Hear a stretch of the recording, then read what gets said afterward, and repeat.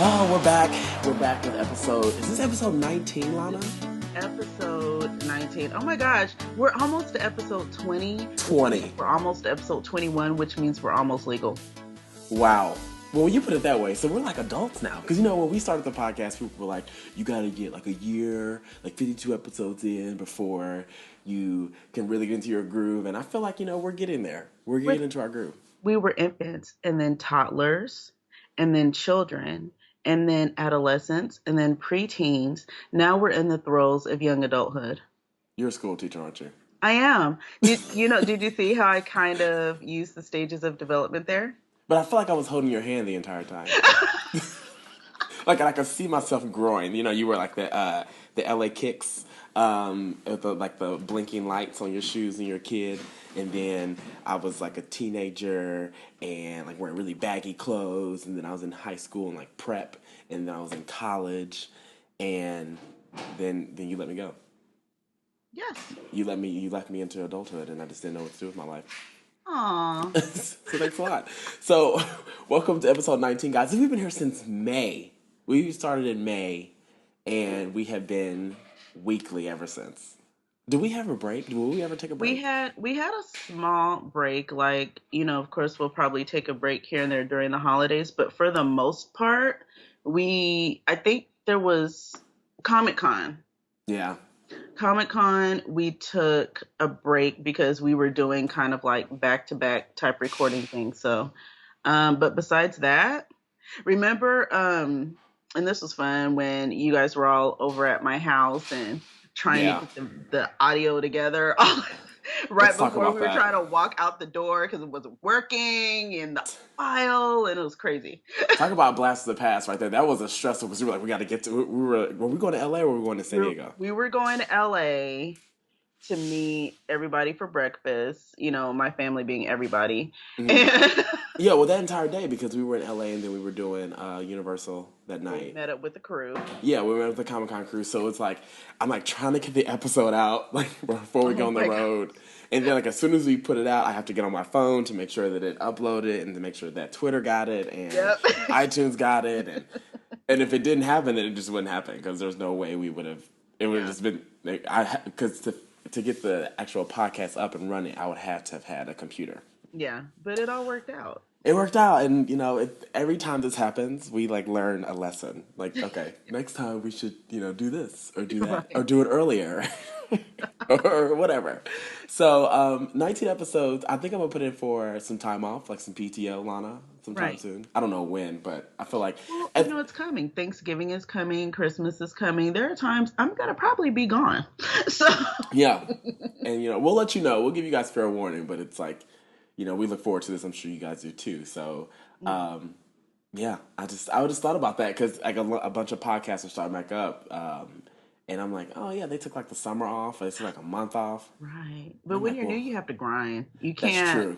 We never stop. Build momentum. You can't just be all cute and be like, I've done 10 episodes. I think I'll take a break. You can't do that. And there are some people that we do follow and, that we support that, do a podcast every week. And all of a sudden they're gone for 2 or 3 weeks. And it's like, where'd you go? What happened? Like, where'd you go? So... enough of that. Thank you guys for listening again. Episode 19. Cannot wait to be 21. Yes. Woo! Yeah. Wow. Oh, and also, side note, if you listen to this, the day of this recording, 5 days until Scandal. That's just a little side thing. And as we mentioned before, this will be a separate podcast. We're going to do a little 30-minute podcast-ish leading up to Scandal, which premieres October 3rd on ABC. Yes, and yes. Just what can I say but yes? Yeah. I'm giving you a lot of like neck too when I do it, like that Barry White neck. So. Dang, I'm sorry, I had to. So yeah. So a lot of stuff happened this week. I mean, I say that every week, but a lot of stuff happened meaning like TV, like a lot of TV, and. I tweeted this out before we started recording. My DVR is literally at 92% full. Oh my goodness. And I don't know what to do with my life because it's like I want to be outside because it's sunny and it's nice. But I'd rather be downstairs in my basement where there's little windows and, dark and I'd rather be watching TV. So we have to get into that. But I have been watching TV, and we can get right into the blast from the past, Lana. Okay. And I was watching I'm watching Breaking Bad, which is not a blast in the past, but kind of because I'm catching up. I'm only on season 3, Uh, and I know, and it's just we can talk Series about that. finale is tomorrow. I know, Lana. I know. Are you gonna be with us or against I, us? are you gonna live tweet that? I might. Let me You just. should. I'm not going to be on Twitter, so let it be known. Lana is going to be live tweeting the series finale of Breaking Bad. I will refuse to be on Twitter I have because to. I need to. I have done okay. So I have done really, really well to not hear any spoilers about Breaking Bad. Oh my I gosh. really haven't. Season 4, which hurts me because it's my favorite. Well, I already told you a long time ago that season 4 is my favorite. You did. No, are you gonna? You're not gonna be done by the series finale, are you? Well, here's the thing. Is this random? Is this randomness part 2? Yeah, let's just. Okay, that's fine. All right. So if you haven't heard randomness part 1, go back to episode 7. It's random. It's random. It's my favorite episode. I don't know, Lana. Did you like that episode? It's actually my favorite episode Okay. because I had the giggles. I remember that. I remember that very clearly, and I don't know why. Like I I don't remember know what was making me laugh so much. every time we do the podcast, I'm always like at my table, like it's very like clean. That was a podcast. I was sitting on the floor, all the lights were off. I had one candle on, and I was sitting Indian style, and I was just chilling. I was just like, that was by far like the most. I don't know. It was like the most random, but I don't know. Whatever. But the reason being is so. The reason I was talking about this is another random episode because this weekend, our good friend Sean at Jetta428 on Twitter, she's a really good friends with us. She goes to Comic-Con with us every year in San Diego. Well, she's on a road trip with some friends of hers, and she'll be coming to Indianapolis today. So we'll be hanging out most of the day after this podcast. So I'm Is she there like, yet? she's not here yet. She'll be here like my time. It's noon my time, and she'll be here like at 3. Oh, okay. So I'm on episode 2, season 3 of Breaking Bad, and my goal is to be done with season 3 today. Thus, I could be done with season 4. It is possible tomorrow night because there's only 5 seasons, right? Is this the season 5? That's the current. Yes. Okay. So my goal is to be done with season 4 tomorrow night. So Sean doesn't know this. She's like, "Oh, we're gonna hang out all night," and I'm like, "No, we're not." No, I'm just joking. I'm just joking. No, I mean, because the whole time I'll be like, "Well, where we're out to dinner or whatever." I'm just gonna have Netflix on my phone open, and I'm just have one headphone in, Oh and my I'm just gosh. because if it means I just have to hear what's going on, I'm okay with it Yeah. for now. Because people are like, you have to watch it and you have to experience it. Like, you can't be distracted. I'm like, I know. But every time I do watch the show, I get so upset. And I get so nervous. And I get so scared. Be nervous. Be It's, nervous. I'm not saying nothing else but that. I don't know. Only spoiler that I've received is from Under the Dome. Because the casting of Under the Dome, Stephen King's Under the Dome on ABC. Yeah. What's his name? Walt's brother-in-law. Mm-hmm. Like, he's on that show, so I was like, I possibly have put 2 and 2 together, but Well, the thing is, though, they stopped filming like I want to say like a year ago, so everybody's already gone on to other projects. So that's true. that doesn't necessarily mean. That's true. That's very fair. And I have not had any, and I've been lucky to have not had any spoilers. Like, people have written stuff on Facebook or Twitter or whatever, but they haven't spoiled anything, like anybody dying or whatever. Mm-hmm. So I'm really trying to watch it before the series finale because I know people are going to go ballistic on every I know social I'm gonna forum. go ballistic. I'm gonna be on Facebook. I'm gonna be on Twitter. I Right. hopefully will be at my friend's house watching it, together because I don't really want to go through this journey by myself.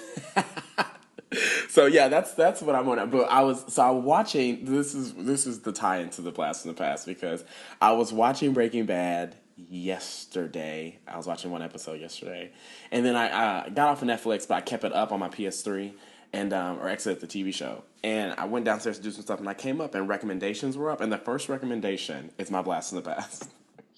Because I had to watch 2 episodes. I was like, I cannot believe this show, and I just tweeted out about it. It is VR Troopers. Oh, Now, That is old. That show is old. I mean, that show is dated. This show is called VR Troopers. For people that don't know, it stands for Virtual Reality Troopers. It is owned and licensed to this day by Saban Entertainment, who created Power Rangers. Now, this show was only on for 2 seasons, but 2 seasons, Lana, for them is 92 episodes. Goodness. Yeah, like it's 92 episodes, 2 seasons, 1994 through 96. The reason it was created was because they were trying to capitalize on the hype of Power Rangers. It was the first sister series for Power Rangers, and then they were trying to capitalize not only on the show, the popularity of Power Rangers, but also the popularity at the time, as we're going through now, of virtual reality.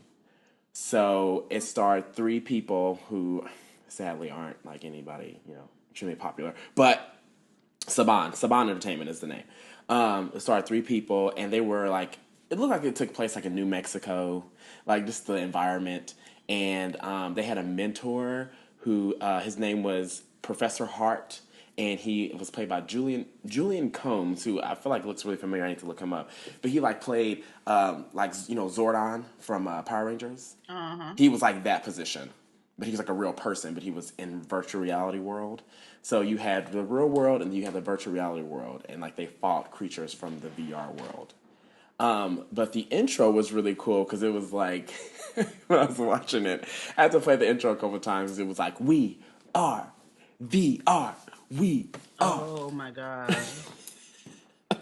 I want to, and I tweeted out. I already tweeted out the actual intro, just the intro. So Lana, you got to watch it. It's so silly. It's so silly. I will do that. But it was cool because I don't know. I don't know if I really like the show. I don't think I ever did like the show, but it brought back memories, just nostalgic memories from the '90s, and how Saban was in their prime before they sold the rights to Power Rangers, and was really doing a lot of experimental things. And I found it really interesting because the show had a lot of stock footage. And the reason the show was canceled was not because of popularity or loss of popularity. It was canceled because they ran out of stock footage from 3 different Japanese reality shows in Japan. They were recycling stock footage from those TV shows. Really? Oh, but since they used so much of it, and all of it, literally all of it, that they had to stop production because they didn't have any. Otherwise, they would have been reusing the same stock footage. Wow. Isn't that weird? I have never heard kind that. of, yeah. And I guess Big Bad Beetleborgs, which was another show I loved, did that as well, and that's why Big Bad Beetleborgs was ended or canceled, was because they did a lot of stock footage from overseas, and they ran out of that stock footage. How weird. That's really weird. Yeah. It was just a little silly to me. I was like, really? Like I feel like with Saban doing so well financially with Power Rangers, I couldn't afford to create some stuff here.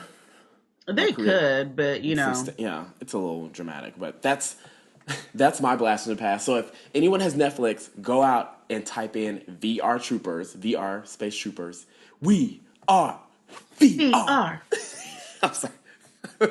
Alrighty then. Sorry. I did like the cheerleader movements and everything. I did everything. I pictured it all, and I pictured the entire thing just now. Is what I did. I feel like you just threw shade at me. With you. I feel like you just threw shade at me, and I don't know how to. I did it. I pictured it. I can see it in my mind. It's in fine. My mind's eye. Lana, it's fine. Just do your blast of the past. So we can move on. Okay. My blast. I went left on blast from the past. I'm not even gonna front with y'all.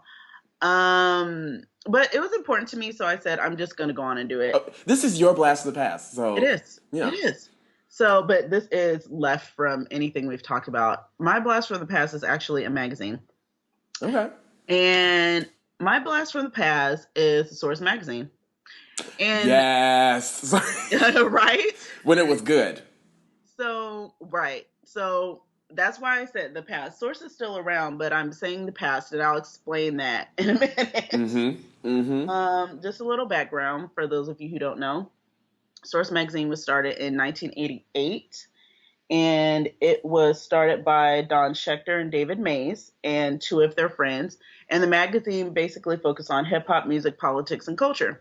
Right. Now, during that time, for me, at that time in my life, I had always listened to hip hop. Right. I was turning down the game music and turning up, Snoop, whatever I was listening to at the time. The original Snoop. And it's interesting because when I came across, I forgot, I think one of my friends may have introduced it to me. I had like a DJ friend in high school, and it could have been him. I don't really remember, but it was unlike nothing I had ever really read before. Being West Coast, we have a certain type of rap music over here, whereas East Coast, it sounds completely different. They have a whole different sound. And Right. so I'm reading this magazine, I'm being introduced to this more East Coast influence culture.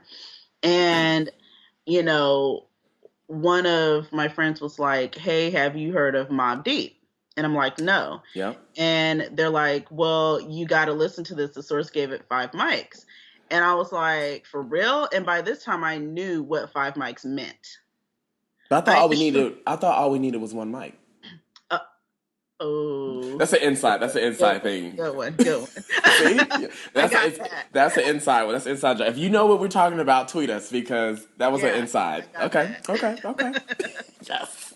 But if the source gave something 5 mics, that was heavy. That was rare. Right. That was a gift. It was like you got it without listening to it. You didn't ask questions. That's how serious it was because that's how rare it was. Mm-hmm. So, I got it. And Mobb Deep comprised of Prodigy and Havoc. And they had been earlier in a column called Unsigned Hype, which was one of my favorite columns. A lot of Notorious Big, Right. also on Unsigned Hype. And this was a column where lyricists can put their lyrics up. They hadn't been signed to any major record labels yet, and it's kind of like, let's see where they end up going. Right. Another one of my favorite features was Graphics, and that showcased, different graffiti that around the city, like from the more famous graffiti artists. And it could have been Chicago, New York, wherever. And the pictures were dated. It was old stuff. It wasn't things that were necessarily current. It was just by the more famous graffiti artists. Right. And just reading that magazine opened my eyes to a whole nother world that I had not been privy to. And that's kind of why it was important to me. Like, some of my very favorite groups came from, I kind of found through the source, like Tribe. They weren't playing Tribe out here. That's not, Yeah. Wait a minute. Tribe Called I'm Tribe saying Called Quest. Tribe. That's their slang. Okay, A Tribe Called Quest, for those who don't know. Wait, where was so they weren't playing them on the West Coast at all? No, not really. No, it Okay. was out here. It was Tupac, who I will always love. No apologies. Right. And Tupac. It was Snoop. It was the whole Dog Pound family. It was all West Coast. It was Ice Cube. It was NWA. Like, it was groups like that. So we very seldom heard any radio play of any East Coast. And so the only reason I knew about East Coast for the most part was through magazines like The Source. Right. Like, even Outkast, Aquemini, which is still one of my favorite albums of all time, Mm-hmm. got 5 mics. And of course, one of the groups that just changed my life was Wu-Tang Clan, because I just need a moment just for Method Man all by himself. Because let me just tell you, when I saw him, Mm-hmm. I was just like, wow, What? like Wow. METHOD. Anyways, but I just fell in love. And then you had Jizza with Liquid Swords, and he was using like the little clips of, the old school, like the Kung Fu Mm-hmm. movies and stuff like that. And he was, interspersing those clips in between the songs. I mean, Wu-Tang was like, that was pretty much it for me. They got 5 mics. 36 Chambers, the score, Fuji's got 5 mics. So some of like the soundtrack of my adolescent years, came about through this music that I discovered through the Source magazine. Okay. Can I piggyback on your Yes. blast from the past? I'm about to say blur from the past. Well, kind of. Because I not watched, but I used to read Source magazine back in the day too. I have not really read magazines in a long time, just because everything is digital and it's free. Sadly, it's free to get the information. But it was funny because you brought up a Tribe Called Quest, which is a really really great band, great group to me.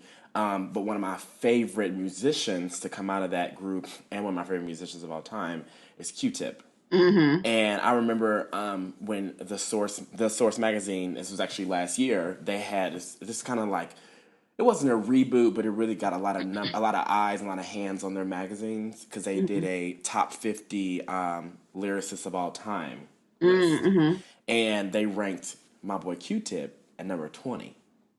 20. And yeah, he was number 20. And I don't remember who was on the list, but I remember it was like on the radio and it was on like different news outlets or online news outlets, and I just remember it being really cool. But I loved Q-Tip, and I remember when he came out as number 20, I was like, okay, of all time, which I'm sure is a really hard 50 artists to rank for all time. Uh-huh. I thought it was just a really cool thing to side note mention, just because you had brought up Tribe Called Quest or Tribe, and I love Q-Tip, and I really did like the Source magazine back in the day. Yeah, and the magazine has gone through some changes, Mm-hmm. and As they all have. I mean, they're trying yeah, to stay but alive, and the reason I don't read the Source anymore because I'm not pleased with the state of hip hop right now, mm-hmm. and it's not relevant to kind of what I'm interested in at this point. I think I've watched, when I watch award shows, which of course you can't look at hip hop and then look at award shows and think that's an actually accurate representation of who deserves to be there. Well, It's record sales. It's not, who the quality. It's best not is. quality. And when I see, I mean, I'm not going to name any groups or anything, but, when I see certain people, I'm just like, really? Because in my mind, Mm-hmm. hip hop is something completely different.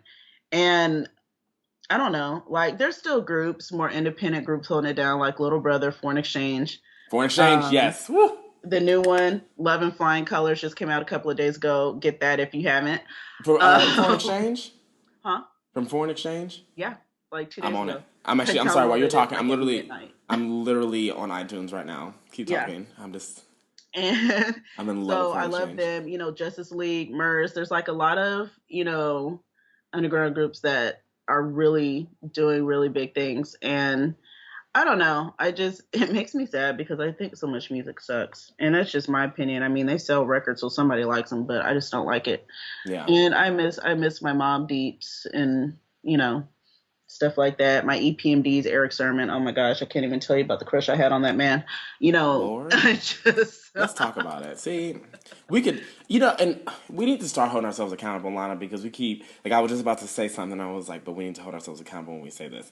Because, we'll go off on, like, these subjects, and we'll say, we should do, like, a podcast on that. We should we should. really do podcast, like, like a 30-minute, like, just, like, on a particular subject. Yes, we should.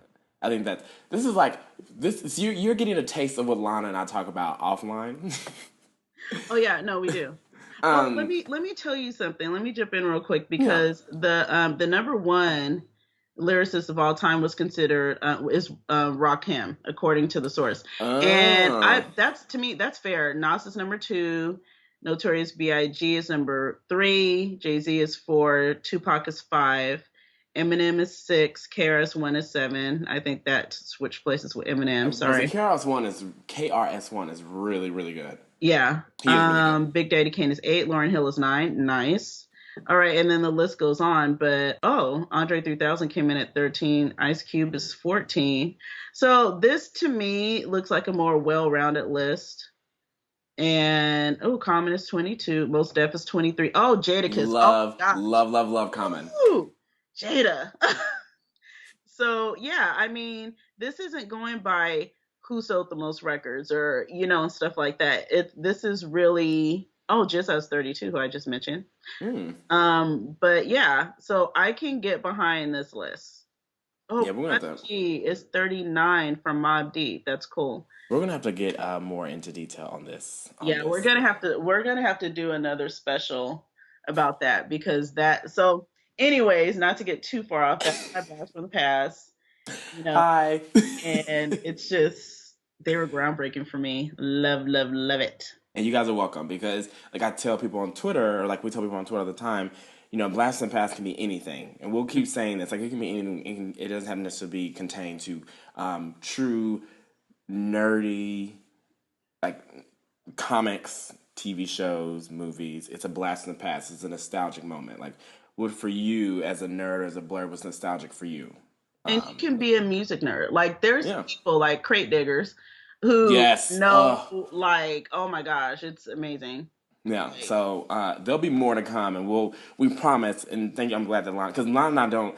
We don't. Only thing we don't discuss is Blast from the Past and Blurs of the Week beforehand, just because it gives us more. it's a surprise. It's a surprise. It's more authentic. We feel. I feel. We feel. Um, so the reactions are more authentic. So that's something that look forward to more diversity within the diversity of Blurs on Nerds. Yeah, Is that the right way to say it? that was awesome. I loved it. That should be our new hashtag. Uh, so, so I have a little bit of tech news to talk about. I don't have much to talk about. I can talk about the iPhone, but nothing happened. But when it comes to gaming wise, I don't know. Lana, have you heard of Valve? Shut up. Do you know what my tech news is? Yes. Okay, good. We can talk about this together. Okay, okay, go, go, go. So, but for the past like week and a half, I know a couple weeks ago there was a teaser from Valve, and if you don't know who Valve is a Valve Corporation. It's an American video game developer, and they're really big on digital distribution. And they're based out of Bellevue, Washington. So like I have in their system or digital distribution system is called Steam, and I have Steam on my MacBook. Like I have a Steam application on my phone. So like through Steam, I play things like not Dota, but like League of Legends. I think Dota too. Correct me if I'm wrong, but I think it's Dota as well. So different games like that, online MMO games you can play.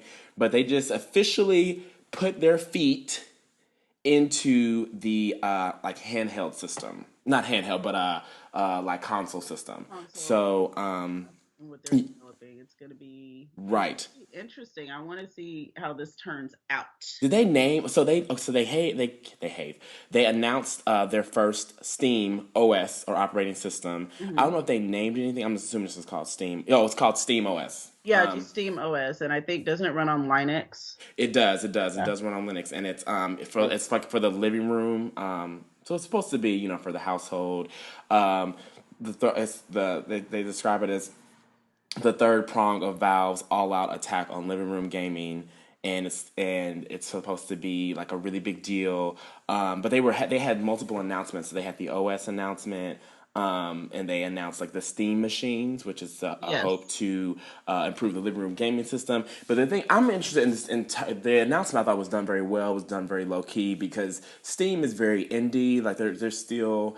They're not Sony, they're not Nintendo, they're not Microsoft, but they have a lot of great quality. They provide a lot of great products. I mean, they distribute those products too, so you can buy games like Street Fighter 4 on Hmm. Steam. You can buy BioShock on Steam, and you can buy it for a Yeah. lot cheaper. I mean, you can buy a lot of games. It's just a digital release.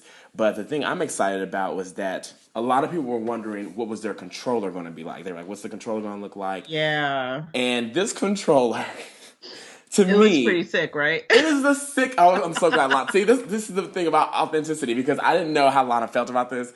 I think this is the coolest controller, and I tweeted it out. It's the coolest controller I've ever seen. It's a Steam controller with no thumbsticks. Yeah. So so it's a Steam controller. It's a hackable, yes, hackable gamepad with dual trackpad, haptic feedback, and a touchscreen. Yeah, that's gonna be something. And I'm wondering, that is definitely the next step. They've stepped it up design wise. And but I mean now you can play Steam in your living room. You can hook up your computer, use the HD cable, run it from your laptop or, whatever to your television. And let me ask you about this because I haven't downloaded Steam yet, but as I did more research, I was like, I'm going to do that today.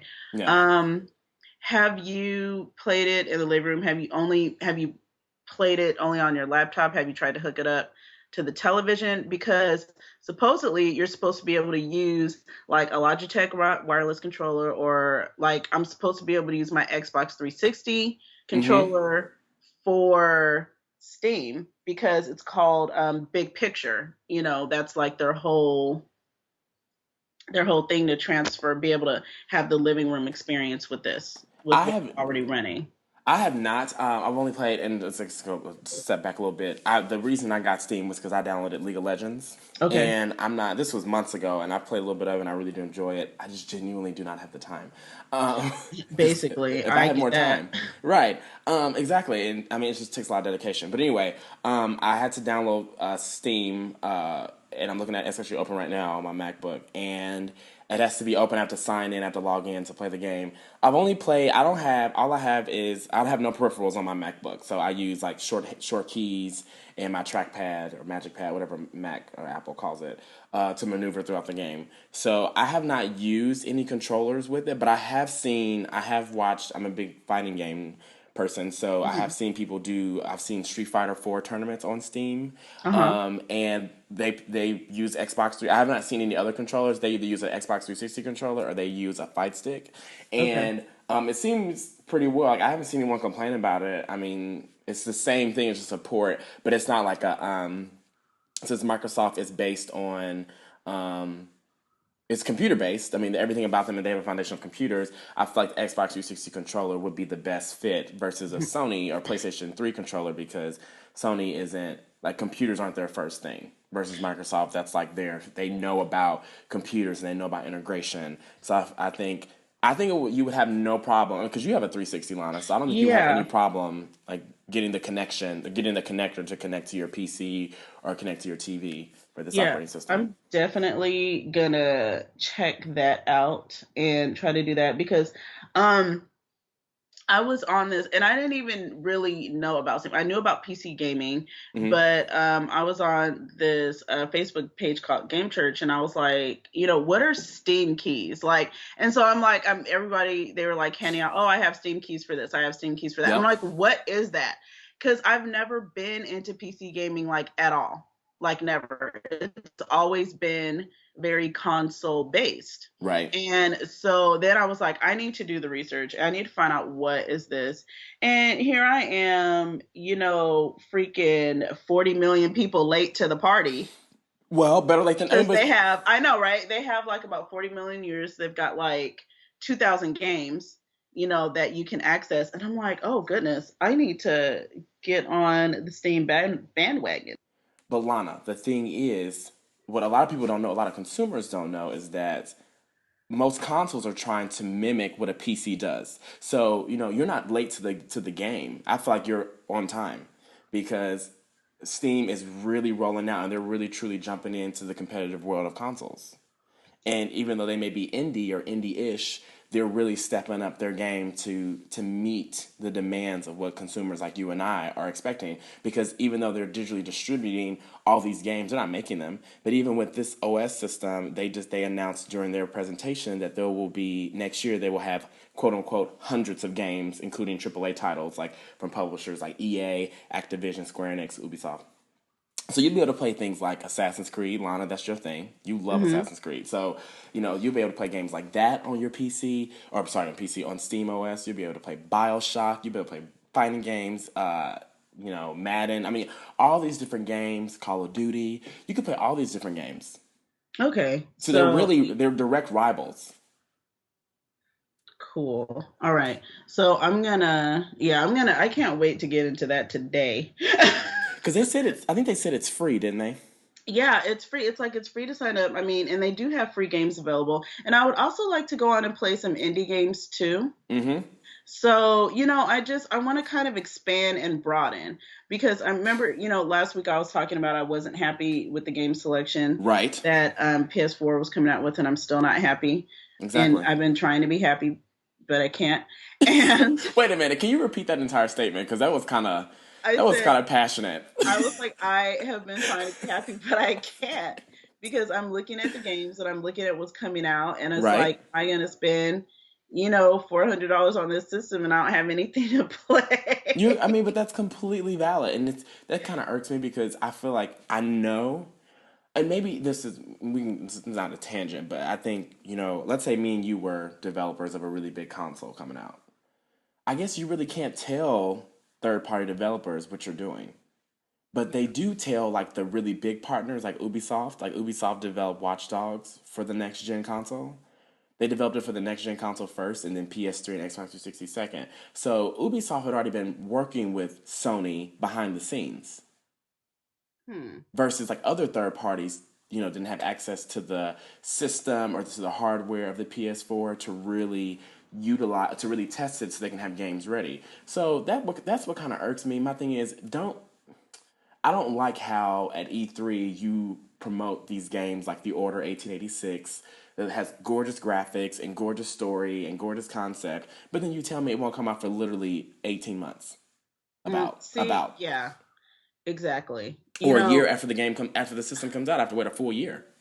yeah, and then I saw one title, I forgot what it was, and the release date was December of 2014. And I'm like, for real?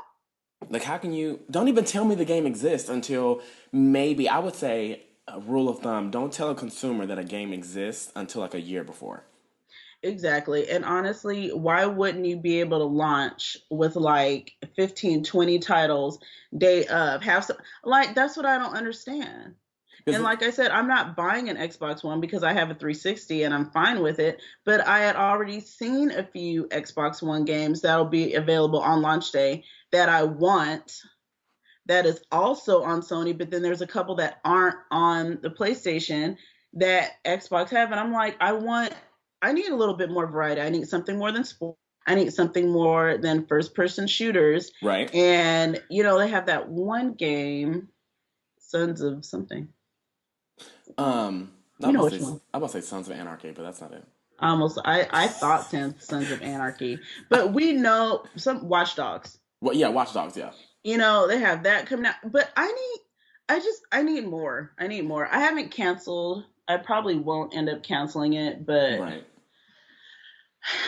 Well, the thing is, it's like nowadays you come out with these games. Like I was talking to my good friend Lance about the newest God of War hmm Ascension, and he let me borrow it. I haven't played it yet, but the reason I haven't played it yet is because I know the moment I put that game into my PS3, I'll be done with it in 5 hours. Now, what I mean by when I say that is, all God of War games have been a cool 8 or 9 hour gameplay, hmm and how is a game like that supposed to hold me over to the next game? So I'm not saying till God of War 5 or whichever one they're on, but I'm saying when PS4 comes out and they're releasing 20 games, only 3 of them will be massively consumed by consumers.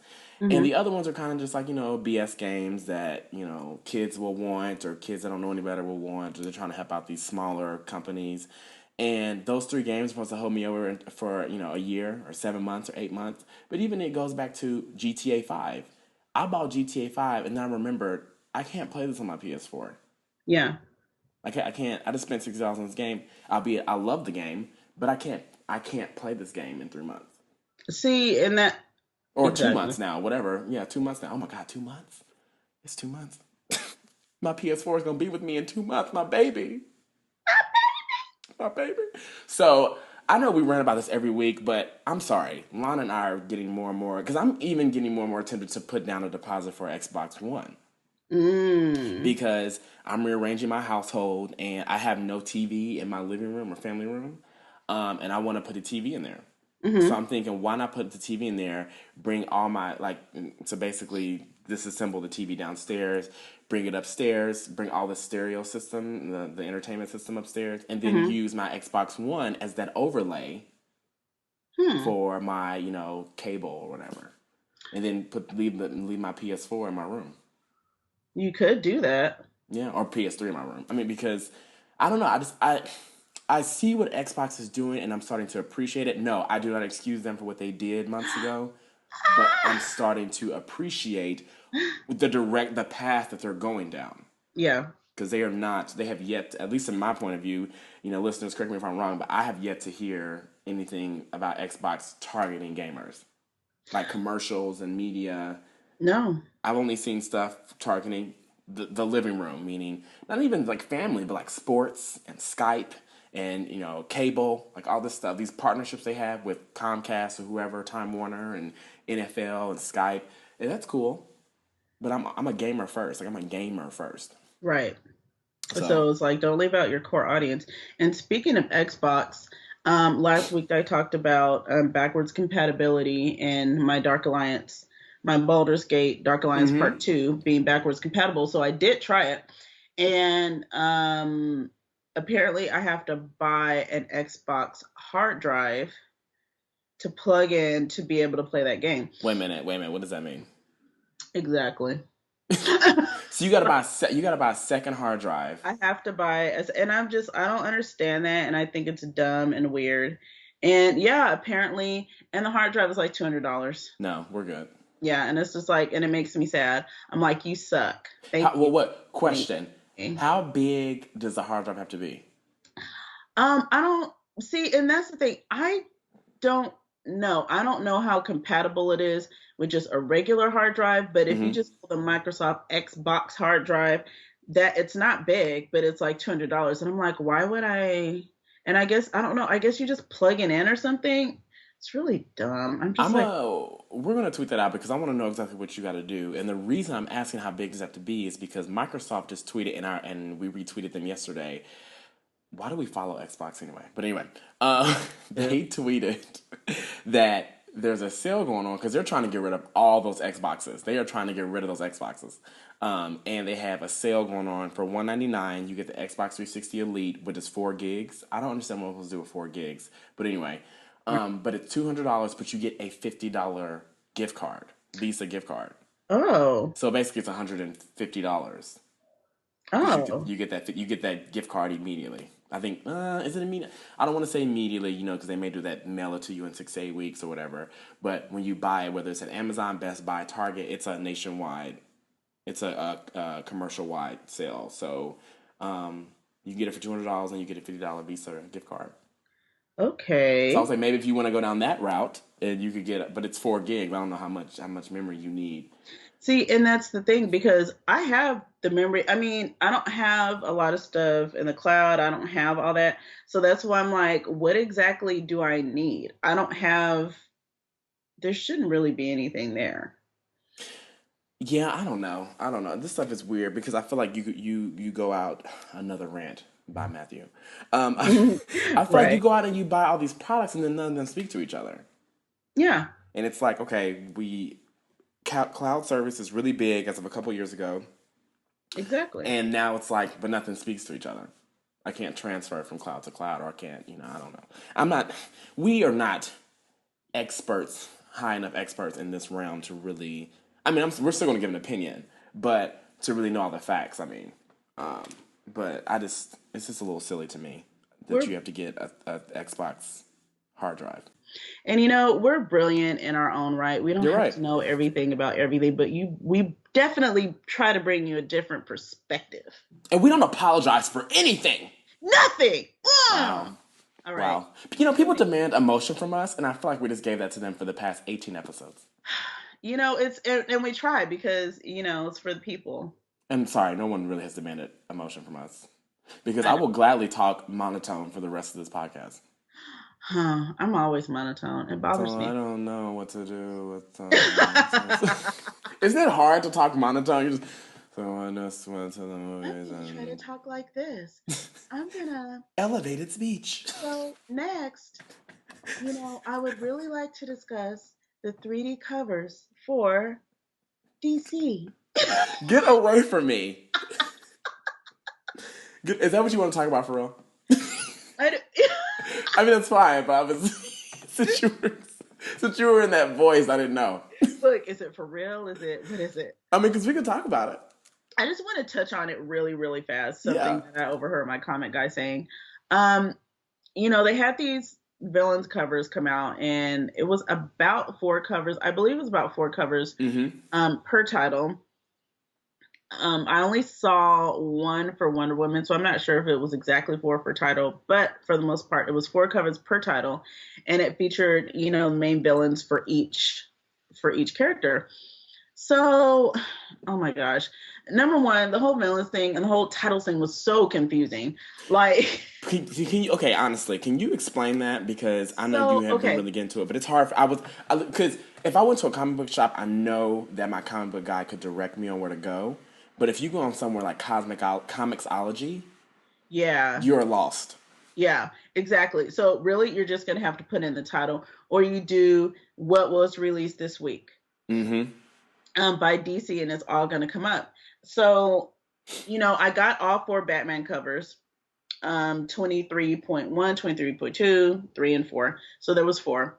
I made a mistake with Justice League, and I am irritated about that What happened? because I didn't really realize how it was going to work. And Yeah. so 2 of the covers I canceled not knowing that it was just it was just so dumb. It was the not knowing that it was covered. So I got Lobo, I got Darkseid, Okay. but I didn't get Dial E, and I didn't get I think it's called Souls of Mischief or Soul something. And now um Dial E is like $25 because what happened was my guy said that he placed an order with DC and they cut his order by 2/3. Are you So serious? he did not receive, and this is what I've been reading kind of across the board. And so I also read that they ran out of, and this sounds ridiculous, they ran out of plastic. Wait a minute. Their Wait a minute. distributor. Say, say it And I again. guess They they ran out did. of plastic. Yeah, yeah, yeah, Come on. yeah. I think that's fishy though. But I don't know if I completely believe that. But he did say that he got a third of the order that he was supposed to get. So because I had it on my pull already, and I had a nice little checklist of the titles that I wanted. That's the titles that I have, and I didn't Mm-hmm. have 2 of the Justice League titles checked off. Harley Quinn is basically impossible to find. Like, you can find it on eBay. Stuff is going for 25, 30, $40 I'm because typing in Harley all the Quinn now. 3D titles are sold out. I'm typing in. Do you want that cover? You know what I want? I want Justice League 23.3 and 23.4. Let me I write this. And the reason I'm writing this down is because after, and I'm really bad at this, guys. I'm sorry, but I go to the comic book shop usually after we do our podcast. mhm. I mean, I don't feel bad for it, but it's like usually like I'll go after and then I'll like play catch up. But I go to 3 comic book shops in my city, and they're all pretty close. And sometimes they're pretty desolate, like meaning like there's no, excuse me, there's no one there. Really? So, and it's Saturday. I think people get their comics on Tuesday, Wednesday. Yeah. But I've seen some things like remember when I got the Infinity One, and I got Yeah. the Infinity One white cover, the blank cover, Uh-huh. or I think it was like Artist Dream cover or somewhere. You could just write whatever you want on there. They had like 4 left. And I said, "Well, were you flying from the shelf, the variant cover?" And he said, "No." He said people were grabbing the blue cover because they liked the color Yeah. of the Infinity cover versus the all white, and also the Infinity Incoming, the series, the volume issue that we were talking about weeks ago. He was like, no one was grabbing that because Hmm. it was a prequel. So I'm thinking, Marvel only made 1 cycle of those, and people weren't buying them. So I'm gonna go and see if they. I'm literally writing this down now. I'm gonna go and see if they have Harley Quinn because I need to read them too. So And um, also, if they have the Justice League, the 23.3, the Dial E, and I think it's called Souls of Mischief or something like that, 23.4. If they have those 2 in 3D, 23.1 and no, 23.3 and 23.4. sorry guys, this is how we do Oh business. yeah, I love it. It was I like, forgot you guys were these here. are the titles. What? We're We try to all help each other out. so, but it's kind of been an issue. If yeah, you need to text me like ASAP when you get over there. Yeah, because before Sean gets here, I need to do. I need to go to the comic book shop immediately. Mhm. But yeah, I definitely want to stop and see. I just side note, I just saw this. I'm about to tweet this out. This really cool Harley Quinn iPhone Oh, 4, really? iPhone 5 cover. It's really cool. Hmm. I'm about to tweet this out really quick. They have a Batgirl one too, and that's I think Michelle because Michelle has a Batgirl phone case. It's Uh-huh. like the shape of Batgirl. It's like a bulky case. I didn't know she was in love with Batgirl like that. They're cute. I've seen like the Wonder Woman one. So those are pretty cute. Yeah, I'm not. These look really cool. They have a Batgirl one. They have a Harley Quinn one. So I'm about to tweet this out because this looks pretty dope. Anyway, so Yeah, so there was that, and So that's all I wanted to talk about, really. Oh, one more thing. I did finally pick up Mighty Avengers #1, but I haven't read it yet, but I got a variant, of course, because that's how I roll. I like variants. I Yeah. got Deadpool variant for that one. Ooh, And it's yes. funny because he's saying he's got like Avengers, he's got on an Avengers hat with a Hulk button This is why and I. like a Thor shirt with like a Captain America pin, and he's saying like put me in a cage, and it's all the mighty Avengers behind him. It's pretty funny. See, I think, and I see.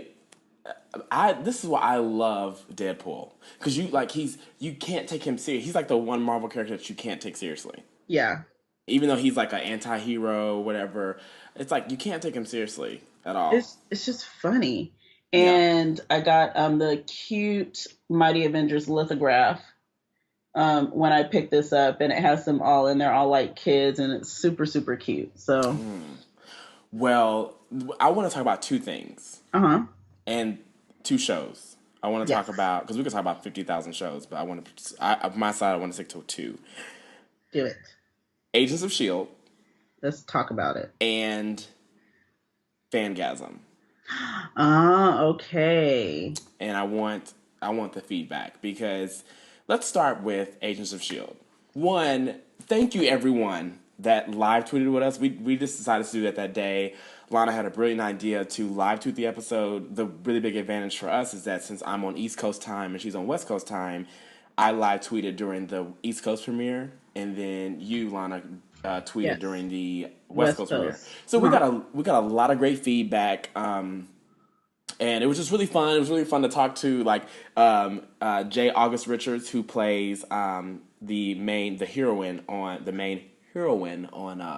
or hero, not heroine, hero on the first episode of Agents of Shield. I can't remember his name. Do you remember his name? No.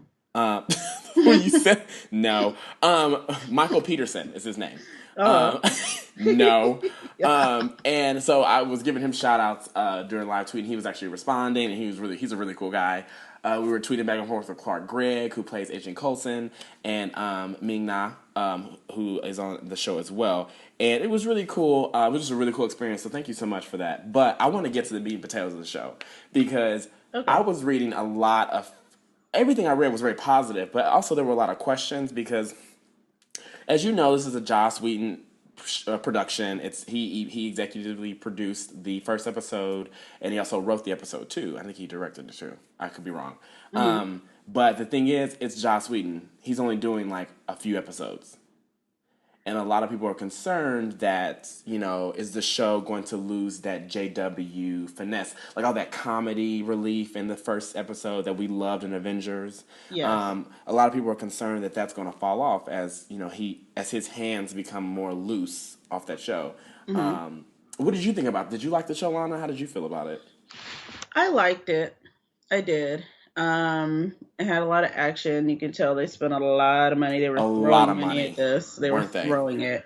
I really did like it. I liked it. I really, for me, Clark Gregg and Ming Na, they were great, and I really liked it. Should I even? I don't know. No. Well, Well, I don't mean no, like no, don't speak. it would have been no, it would have been. I wish the cast was a little more diverse. I feel like all the women except for me now looked exactly the same, and Can I say? I Can was I just looking at interject? a picture of them, and I was like, they all look like they can be cousins. Can I raise my hand? Yes. Oh, I'm raising my hand. Can you pick me out, please? Okay. I, Go ahead. I was, Go I was ahead. like, can I raise my hand? So I rewatched the episode literally right before this podcast. I watched it during the premiere, but I was doing a lot of live tweeting. I was actually doing some work too, work. So I was really distracted, and just live tweeting, and it was just really distracting as well. So there's pros and cons to live tweeting. So I Yeah. went back and watched the entire episode literally right before this podcast. And one thing is, I was really happy that the main character was from our community, which Yes. was cool. And I liked his character. I liked his style. Very Luke Cage-ish. Very Luke Cage Cage-ish. ish. Got you. Right? Yeah, yeah. And people don't know he's a black superhero. He's Is he also gonna be a regular? I Or don't was know. that a one episode thing? Because the way they wrapped it, it kind of seemed like Up that in was the it. air. Yeah, it's very up in the air. He was casted for the show, so he's definitely like, if you go on his Twitter, if you go on his Instagram, if you go on his Facebook, like he's a part of that show. Oh, okay. But I don't know if he's going to be, because the show is called Agents of Shield. It's supposed to be focused on the actual agents, not the superheroes or Right. manufactured heroes. Yeah. But I think he's going to be an occurring or ongoing character, which would be cool. Well, that would be nice. That would add, that would add Some something. spice and some Yeah. diversity. But the funny thing was, Lana, going back to what you just said, Hmm. between the doctor and the doctor who's the one that gave him the cat. Sorry, spoilers. Okay, everyone and their mom watched that episode. Um, who gave him the caterpillar arm or gave him that caterpillar device? Uh-huh. I can't remember the extremis serum. And between the doctor who did that to him and between Hmm. Fitz and Simmons, I thought they were the same person. At See? the end, when she ran up to like comfort him, like after he had been shot, I Hmm. was like, why are they letting her run up there? And then I was like, oh shoot. I didn't say shoot, but I was like, oh shoot, that's not her. So that they could have done, and I feel like, and I remember saying out loud, I was like, I feel like the people, the whoever they are, I don't know their titles, that when they went back to watch this episode, they were like, they look just alike. Yeah. Like they looked just alike. Like there was just those particular two women. I just couldn't. They had the same hairstyle. They had the same hair color. Their hair was in a ponytail. Only thing that distinguished them was that Fitz had on a lab coat and she didn't have a scar on her face from that accident. When I saw Ron Glass, I got really, really excited. And I was just like, wow, Ron Glass, so cool. It was nice to see him. And, we all know that Joss Whedon likes to definitely use his actors, across different projects several times, actors that he worked with early on. And that's pretty cool. But, I mean, as far as like on the main team, like it would have been awesome to have like a truly international team, Right. and I'm not talking about, just a couple of people with like Irish accents. I mean like a truly international team. And that I think that would have been awesome. Yeah, because I mean, you look at because I watched it on live, and Hmm. now that I have Hulu Plus, shout out to Hulu Plus. Um, I watched it again on Hulu Plus. Now at the end of the show, when I just hit the circle button on my PS3 controller, it goes back to the title face of Agents of Shield or whatever show you're watching. Hmm. And because I was wondering if Jay Austen was a regular, like he was going to be like it's Agents of Shield, but they have like a superhero on their side. Yeah. And I looked, and that cast it shows Coulson, Mariah Hill, the one girl that is from Tides of Evil or Rising Uh-huh. Tide. Her, I think a couple. Oh, and then Fitz and Simmons. So those, I'm assuming, since they're the face of the show, meaning like the title page, that is who the show will be focused on. Yeah. So I hope that it grows. I really do like Fitz and Simmons. I really do. I think they add some permanent variety or permanent comedy. Yeah, they're pretty funny. I definitely like them. Yeah, I really like them. I really liked Coulson, of course. I don't really care for the agent, the guy. Oh yeah. I don't. It's not. I don't hate him. I just don't.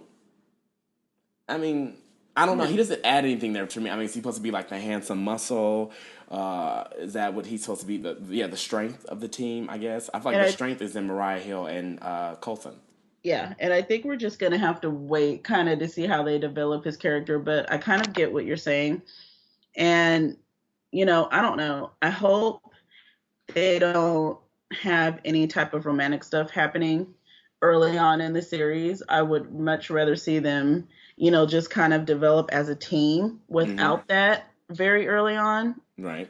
And yeah, we'll have to see how it expands and what this universe. I mean, I do, I don't want to make it seem like I don't like show. I mean, I bought the freaking Marvel Shield, the yeah, the Oh, Agents of Shield badge, badge. Yeah. Speaking of the that, Shield badge. yeah. I like the show, so Right. I mean, it's a really good show.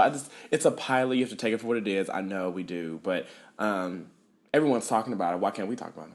yeah. So right off the bat, those are a couple of things, but I expect to see more, and I expect it to be like a really great series, honestly. Yeah, and I really see it developing. I can see the budget kind of tapering. I don't. It Yeah, doesn't need to be. Not every episode's gonna be like that. That was a really expensive episode, or a yeah. really expensive pilot. But really quick, not really quick. But I'm on Twitter now, and Eric Goldman of he works for IGN. I forgot his title at IGN, but he's really informative. He does a lot of reviews and stuff, and he ranked Joss Whedon's pilot episodes.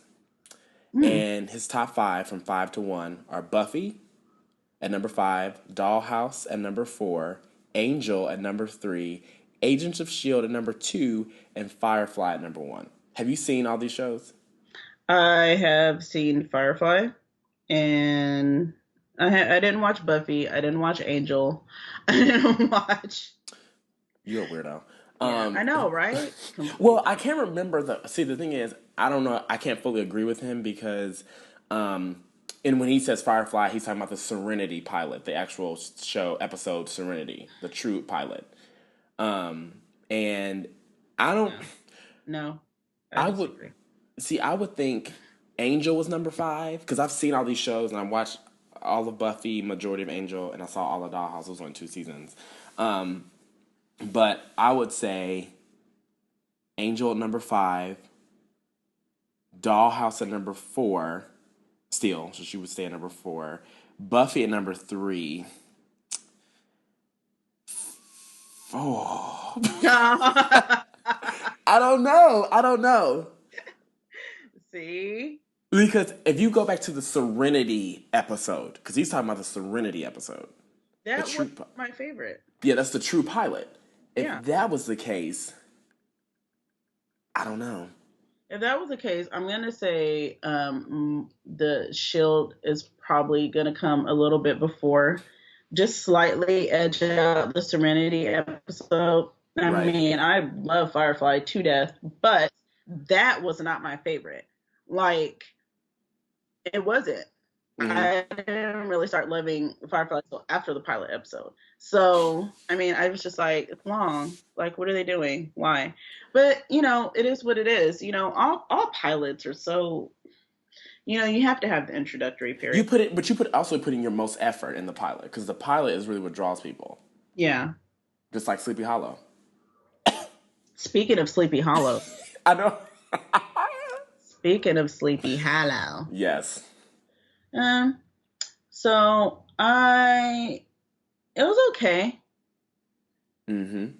The premise of the show, basically, if you haven't watched it, is that, Ichabod Crane, for whatever reason, like his wife was a witch or whatnot, and like she put a spell on him, he died, and then he came back in his future. And then, oh my gosh, here comes the headless horseman. He's looking for his head. His head is in some glass container. And he's riding around, he's killing people.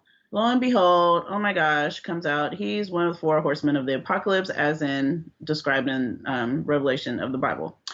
And I guess he wants to free the other horsemen and find his head. There it is. And so, Well, when you say it like that, what? I can't stand you. When you say it like that, no one wants to watch that show. I mean, it was cool. The effects were pretty cool. Who was it? Orlando Jones. He's in it. He's playing, like a straight, non-funny character. So, Which which is is weird. different for Which him. is weird. Yeah, because he's always kind of like the funny guy. Yeah. For me, I said all along from Comic Con, before Comic Con, up into the premiere, that this show is garbage. Talking about Sleepy Hollow. I was like, it's stupid. I was like, there's no way you're gonna make a show like that last for 7 seasons. They want that show to last for 7 seasons. I don't really see how it's gonna happen. If Fringe can't last past, I feel like I'm preaching. I can see you standing up right now. If Fringe can't last 7 seasons, and that was an excellent show. If Fox can't take care of a good show, a great show, We know that. we know that there ain't no way they're gonna take care of Firefly. Well, that too. Sleepy Ugh. Hollow. Now let me rewind or fast forward to the premiere. I didn't watch it live. I watched it on Hulu Plus. Shout out to Hulu Plus. And I was in love with that pilot. Pilot was good. The pilot was excellent. I love the person that plays Ichabod Crane. I love, I can't remember her name, the lieutenant. I really liked her. I've never heard of her before. Um, Even though I'm a little side eye with whoever writes some of her lines, they could be a little urban. She gets a little urban for me sometimes. Like, I don't know what you're trying to do. You know how they think that black people talk. Yeah, and it's not all the time, but there's sometimes she'll say some stuff, and I'm like, you were raised in Sleepy Hollow. There's 144,000 people here. No.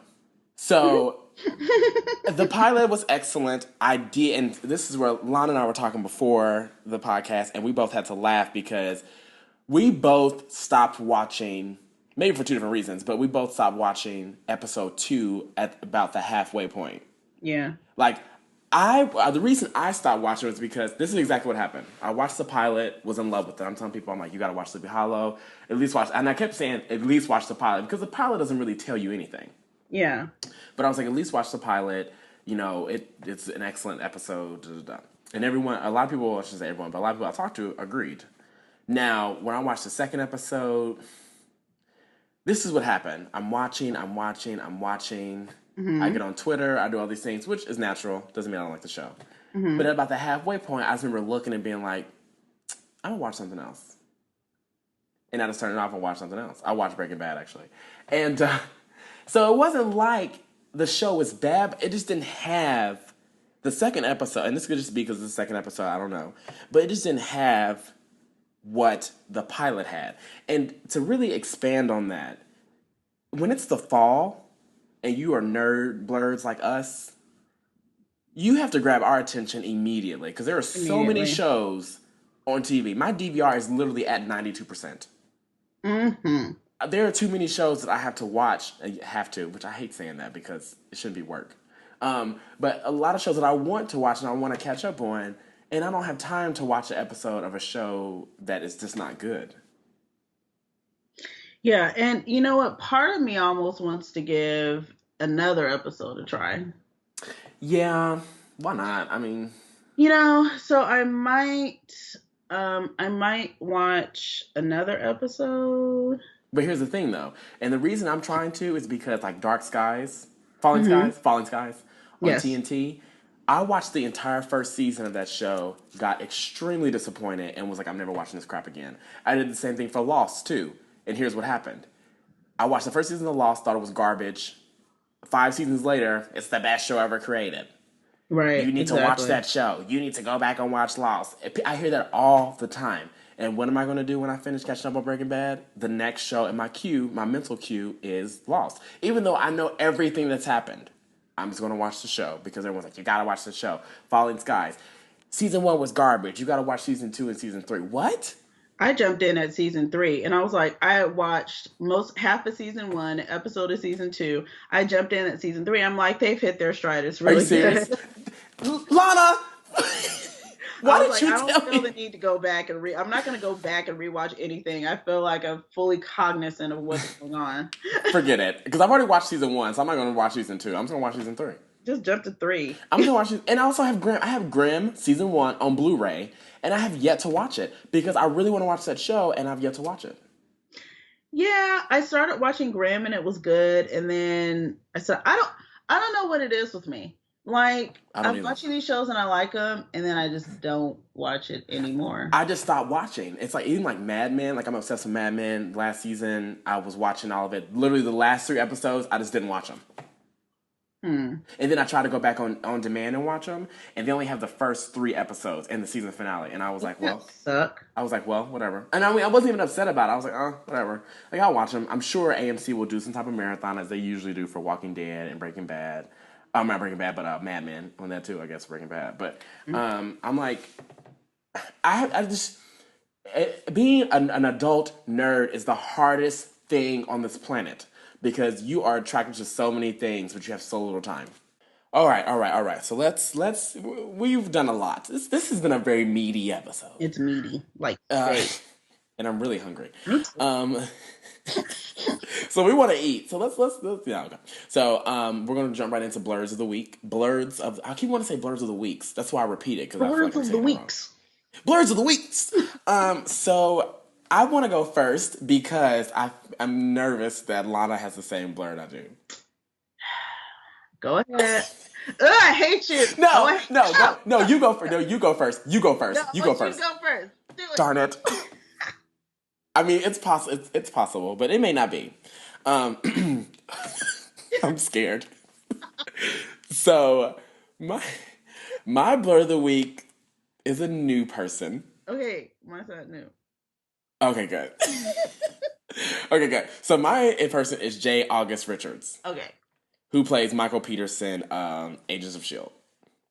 And the reason I want to highlight him is because I didn't know who he was. It was kind of a toss up between him and the woman that plays the lieutenant on Sleepy Hollow, but I just wasn't as impressed with her character as I was with Michael Peterson's. So I was like, who is he? He looks really familiar. I can't tell. He has been Joss Whedon's like BFF for years. He played a vampire hunter Charles Gunn on Angel. Oh wow. So he's been around for a minute. And he's been in the Whedon world for a very long time. Whedonverse. Yeah, he's been in the Whedon. Oh, okay. Hashtag Whedonverse. Mm-hmm. He's been in the Whedonverse for a very, very long time. He has done a bunch of TV shows. He's done some movies, but nothing that really stuck out besides The Temptations, which was a TV film, and then Good Burger. Because I loved Good Burger back in the day. But yeah, he did a bunch of stuff. Like I mean, on Angel, he was on Angel for all the seasons. I believe he was on it for like 91 episodes. So he was on it for a long time. Oh wow. But he also, I was like, he looks familiar, like more present day. He was also on Arrow on CW. So he has ties not only to CW, but he also has ties to Agents of Shield. Really cool. He was on the show. He's done a lot of sci-fi. He's a sci-fi guy, sci-fi geek. He did some episodes of Warehouse 13, which I kind of get into, kind of don't, on sci-fi. I think that show's done now. And he also was on season 4 of Sliders, which was a sci-fi show The as Slider's well. good. Did you watch it? I watched 4 episodes. This is when I was actually heavily watching Battlestar Galactica, BSG, current BSG on. I was watching it on Netflix. Yeah. And Sliders, they kept saying, "Well, if you like BSG, then you'll like Sliders, and you'll like Stargate." I refuse to watch Stargate. I don't want to talk about it. But Sliders, I watched the first few episodes, and I really liked it. I am definitely gonna check that out just because you said. And You're okay, welcome. this is what I thought your blurred of the week was. Because Okay. in honor of Scandal, No, in no, honor of Scandal, I'm about to hit the, disconnect. the creator, the mastermind, the voice of Olivia Pope, Delete, delete, delete. Shonda Rhimes. I don't like Shonda Rhimes. She'll never be my blur of the week. Shonda Rhimes. And I mean, we know a little bit about her. And for me, it's not so much, I'm not doing facts and figures with this one. You know, Shonda Rhimes has created Mm-hmm. Grey's Anatomy, Private Practice, Scandal, and something else I found out. She wrote Introducing Dorothy Dandridge, the HBO movie. Are you serious? Yeah, did not know that. She wrote Introducing Dorothy Dandridge, which was the HBO movie about the life of Dorothy Dandridge, and that one starred Halle Berry. I'm going to talk about why Shonda Rhimes is important.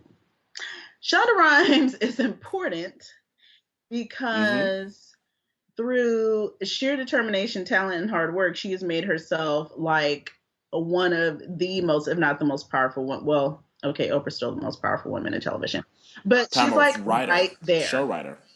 Okay. Mm-hmm. She writes a show, she pitches a show, people listen. It may not always be successful. Like she had that one doctor show about the bird Off the and map, off the map. awful. Yeah, that didn't really last. But oh my gosh, Grey's, which I watch sometimes, Private Practice, I fell off at the end. But so I'm just gonna give Shonda Rhimes a shout out, and that's what it is. Well, I She mean, deserves it. She's brilliant. She wrote it. She is the blurred of the week. so shout out to Shonda Rhimes and J. August Richards for being our blurs of the week. We'll definitely tweet your names out. I talked to J. August Richards on Instagram. True story. I sent the picture to Lana, Huh. and he responded to me. I told him he was going to be our blur of the week. He better listen. And there it is. Oh, I remember I saw that tweet. Yeah. So shout out to J August and Shonda Rhimes. Speaking of Shonda Rhimes and Scandal, next Wednesday we're gonna have an off podcast, meaning it won't be on our regular rotation, but Wednesday night, right, Lana? Or to be determined, but it'll be before Thursday. And on that note, thanks a lot for listening again. This is episode 19 of the podcast. Remember to spread the nerd, like us on Facebook, follow us on Twitter at Blerd Nerd. That's where you get all the meat and potatoes of Blerds on Nerds. And we'll talk to you on the next one, all right? Late, guys.